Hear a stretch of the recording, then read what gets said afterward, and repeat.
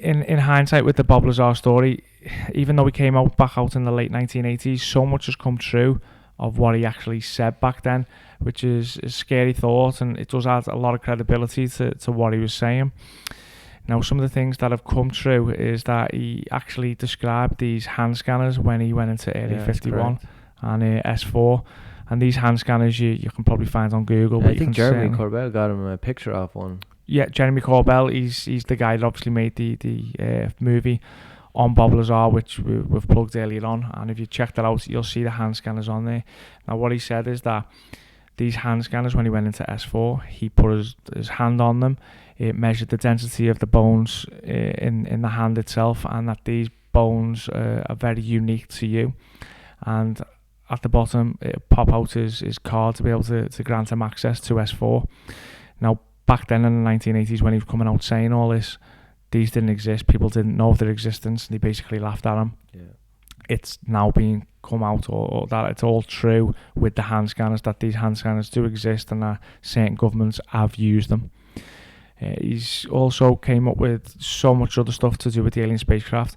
He believes that it was fueled by an element called 115. Yeah. Now, what's controversial about this is, again, this is a story that was over 30 years ago. He came out saying that this element 115 helped maneuver the spacecraft and basically help create gravity waves that help the propulsion system with this aircraft. Element 115 doesn't exist, or at least it didn't exist until roughly, as far as I'm aware, around about 2003. Yeah. Where some scientists got together, and for a brief moment they actually managed to create element 115. Again, this just gives Bob Lazar's story a little bit more credibility. Yeah, I think if in the movie you can see that maybe he might have stole some of this element 115 because his house gets raided. Yeah, well, again, Bob Lazar, he's a bit of a wild child back in the day. Colourful guy. A very colourful guy back in the day. We'd have a particle accelerator in his front main bedroom. He tried to use that as like a weapon in case somebody tried to come into his home.